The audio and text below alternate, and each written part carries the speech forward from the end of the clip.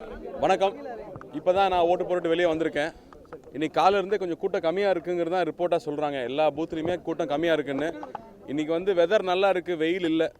தயவு செஞ்சு லீவில் வீட்டில் இருக்கிறவங்க எல்லாரும் எந்திரிச்சு ஓட்டு போடுங்க. உங்கள் கேண்டிடேட்ஸ் ஃபஸ்ட்டு யார் யார் இருக்காங்கன்னு தெரிஞ்சுக்கோங்க. அவங்கள பற்றி படித்து ஓட்டு போடுங்க.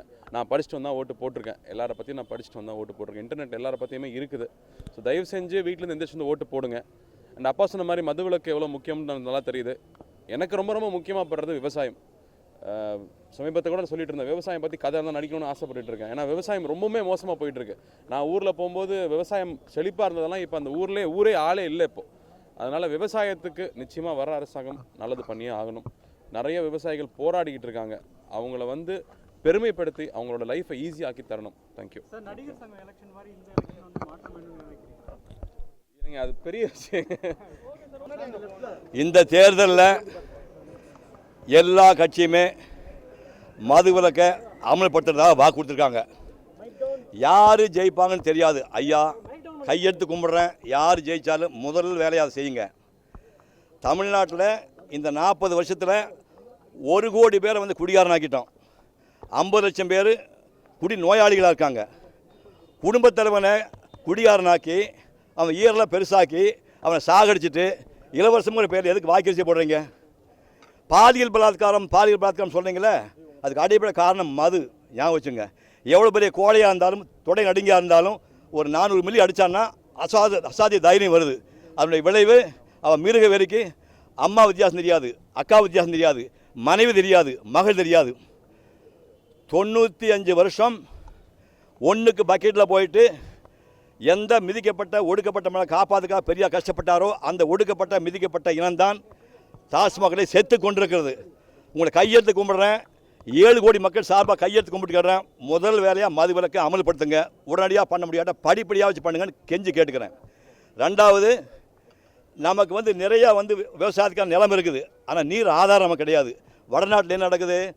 கங்கையும் யமுனையும் ஒவ்வொரு பருவமழை காலத்துலையும் பேய்த்தனமாக மழை பெஞ்சு ஊரெல்லாம் அடிச்சுட்டு போகுது. ஆயிரக்கணக்கான செத்துட்டு இருக்காங்க. கங்கை காவிரி இணக்கம்னு சொல்லி பார்த்தாச்சு, அது நடக்கிற மாதிரி தெரியல. நல்லா ஞாபகம் நடக்கூடிய விஷயந்தான். இங்கே ஆந்திராவில் சந்திரபாபு நாயுடு 5 மாதத்தில் 1300 கோடியில் கோதாவரியும் கங்கையும் இணைச்சு ராயலசீமாவிலும் கிருஷ்ணா நதி டெல்டா பகுதியும் இன்னும் 17 லட்சம் ஏக்கரா விவசாயம் பண்ணியிருக்காரு. நம்ம தமிழ்நாட்டை பொறுத்தவரையிலும் அதெல்லாம் உடனடியாக பண்ணனா கூட 6 ஏரி குளங்களை தயவுசெய்து தூர்வாருங்க. கோயம்புத்தூரில் நொய்யல் வந்துட்டுருக்கு. 170 கிலோமீட்டர் நொய்யலாத்தை தூர்வாரிட்டு இருக்காங்க. அது மாதிரி 6 ஏரி குளங்களை தூர்வாரி வச்சோம்னா பருவமழை பெய்யும் போது காவிரியிலையும் தாமிரபரணி வைகையில் வரக்கூடிய தண்ணியை நம்ம சேர்த்து வச்சா விவசாயத்துக்கு உபயோகமாக இருக்கும். அடுத்தது, நாட்டினுடைய 30% காடுகள் இருக்கணும். வளமான நாடுங்கிறதுக்கு 30% காடுகள் இருக்கணும். நாம் தங்க நாக்கிரமங்கிற பேர்லையும் வீடு வாசல் கட்டுறதுக்காகவும் கிட்டத்தட்ட 10 கோடி மரங்களை வெட்டியிருக்கோம். 10 கோடி மரங்களை வெட்டியிருக்கோம். 1 கோடி மரம் நட்டுருக்கிறோம். வீட்டுக்கு 4 மரம் நட்டால் தான் உங்கள் பேரம்பேத்துக்கு வரும்போது ஒரு குளிர்ச்சியான நாடு கிடைக்கும். அதே சமயத்தில் எல்லா ஊர்லையும் எல்லா மரம் முளைக்காது. எந்த மண்ணில் எந்த மரம் முளைக்குதோ அந்த மரத்தை நட்டு தயவு செய்து வீட்டுக்கு 4 மரத்தை நட்டு வளர்த்துங்க. அதுதான் நம்ம அடுத்த தலைமுறைக்கு நம்ம பண்ணுற நல்ல காரியம். நன்றி, வணக்கம். நடந்துட்டு இருக்க தமிழ்நாடு சட்டமன்ற தேர்தலில் மக்களோட சேர்ந்து செலிபிரிட்டிஸும் ஓட் பண்ணிட்டு இருக்காங்க. சிவகுமார் சார் தன்னோட வைஃப், மருமக, என் பையன் கார்த்தியோட ஓட் பண்ணியிருக்காரு. வெக்கேஷனுக்காக அமெரிக்கா போன சூர்யா இந்த வாட்டி எலெக்ஷன்ல ஓட் பண்ண முடியாம போனதுக்கு ஒரு மன்னிப்பு அறிக்கை வெளியிட்டிருக்காரு. அதுல தாம் பிளான் பண்ண மாதிரி எலெக்ஷனுக்கு முன்னாடி இந்தியாவுக்கு என்னால சேர முடியாம போயிடுச்சு. ஆன்லைன் மூலமாவோ இல்ல போஸ்ட் மூலமாவோ ஓட் பண்ண முடியுமான்னு ட்ரை பண்ணேன். பட் அதுவும் முடியாம போயிடுச்சு. இது வரைக்கும் எந்த ஒரு எலெக்ஷன்லயும் என்னோட வாக்குரிமையை நான் செலுத்தாம இருந்ததே இல்லை. இதுதான் ஃபர்ஸ்ட் டைம். அதுக்காக நான் எல்லாத்துக்கிட்டையும் மன்னிப்பு கேட்டுக்கிறேன். நீங்க கண்டிப்பா ஓட் பண்ணுங்க.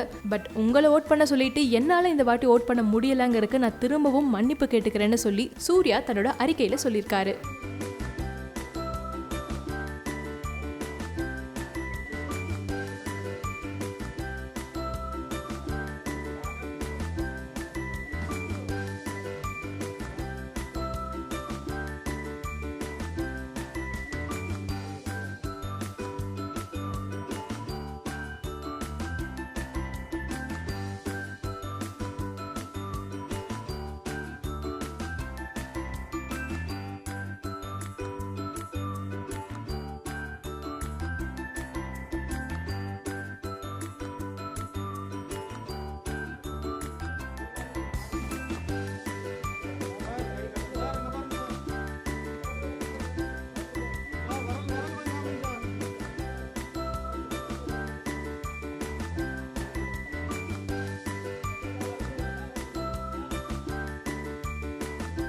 இவங்க யாருக்கு ஓட் பண்ணாங்கன்னு தெரியல, பட் நீங்க யாருக்கு ஓட் பண்ணீங்கங்கறத கீழே கமெண்ட் பண்ணுங்க. பாப்போம் இந்த வாட்டி நீங்க சொல்றவங்க ஜெயிக்கிறாங்களான்னு.